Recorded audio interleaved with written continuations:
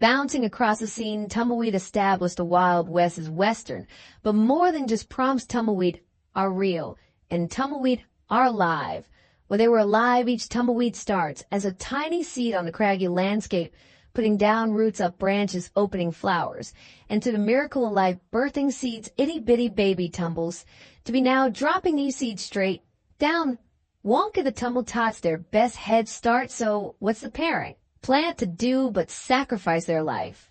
For their children to intentionally starve themselves to die and to dry to catch the wind, to shuffle off this mortal coil, to bounce across the land to chance their children, to find fertile ground to root two sprouts, to grow two flower, to continue the circle of life. It's beautiful, really, these humble tumble rolling across the west in search of empty land to colonize, are as iconically West as Westerners West earning, because neither are natives before the 1800s there were no homesteaders, and no. Tumbleweed and the West Tumbleweed are an invasive species and a deeply unwelcome one. It's time to get real about the trouble with tumbles. Now you might be thinking, if the West is mostly empty and Tumbleweed arrived and survived, what's the big deal? They're kind of nice. And you know what, you're right, kind of tumbles. I like Snow Lou is charming, but a lot is a problem, and a lot dangerous. Tumbleweeds stick to things, and each other once tucked. Humble becomes 210, a tongueless the American. Interior has vast swaths of land, and after a tumble terrain take over, one big windstorm can drown a village under thousands of things, with people quickly finding their roads and vehicles, and even homes inaccessible. If you've never seen tumbles on a move, or the aftermath of that is unreal. And though a tumble drift looks like a brown snowdrift of snow, is full of thorns. If you're thinking of a rose thing again on tumbles, it's all thorns. Brittle to break off in your skin or horse skin. Where can fester, clearing tumbleweed isn't just painful, but also infuriating. The tumbleweed drift is both bouncy and sticky. You're going to have to fork them one at a time, tedious. At best, Sisyphus Ian's. At worst, you might want to use industrial equipment. But be careful, tumbleweed are shockingly flammable, dry, and airy, still branch dense. They aren't min-max kindling.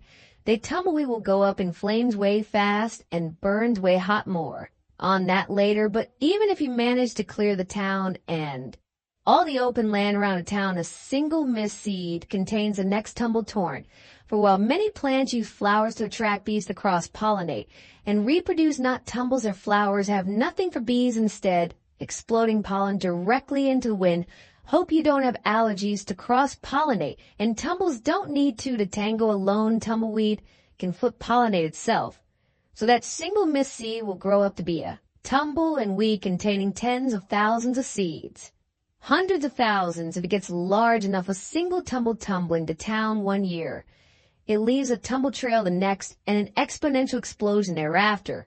And then there's a danger to agriculture, which brings us to the start of this, a time before tumbleweed in America, and a time before homesteading. It's the 1800s, and the start of Westerners West earning, building their first farms and tiny towns, growing enough food to feed. The adolescent nation was vital. Nearly everyone's job had to be farming, and the newly created Department of Agriculture had the job of writing grow tips on how best to do that, along with collecting seeds and samples from a new continent, which is how all was normal, until one day a letter arrived for Dewey. Theirs is a tumble, and we'd given us some trouble. Can you come take a gander? And so she did arrive, and to find South Dakota in bad shape, a weedy infection rapidly developing, damaging the food supply these new weeds stole ground nutrients for themselves before crops could even be planted, or they would grow in between crops, choking them out during harvest. They hurt the draft animals and clogged or broke the newly mechanized farm equipment. Early estimates were crop losses of 20% because of the tumbles. Do it tried to constrain the situation.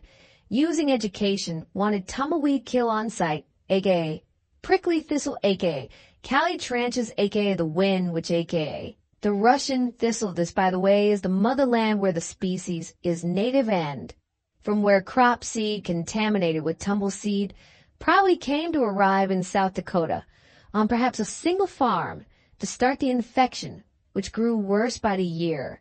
In the Department of Agriculture's efforts to stop it were way too much land, far too few people. Worse, this new land was Tumbletopia. And still to see this round of rectangle states is the Great Plains, abutting the Great American Desert, an enormous stretch of land. Flat, open, windy South Dakota's neighbors had no chance, nor neighbors from patient zero. Boom. By the turn of the century, the tumbleweed infection covered the interior, eventually spreading north to Canada and south down to Mexico. America's mountains were a barrier for a while, until tumbleweed hitched a ride on the trains that had freshly connected the continent. Daunting over mountains west and east established themselves in every spare pocket of empty land. Oh dear.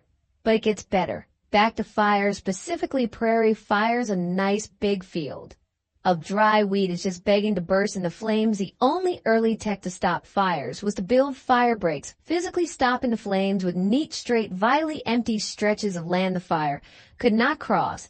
But more perfect tunnels for tumbles you could not make. Even to fire breaks were kept clear. Fire makes its own wind, sucking in cold air from ground level, blow out hot up and over, thus transforming tumbles into fireballs. To breach the break, so started the first volley in the war on tumbleweed. But for the Department of Agriculture to eradicate the infection from the interior farmland and towns where they did the most damage would mean not only catching every weed and seed across a third of a continent with the cooperation of two annoyed international neighbors, but also finding every patch of infection across the mountains in the other two-thirds, an impossible task.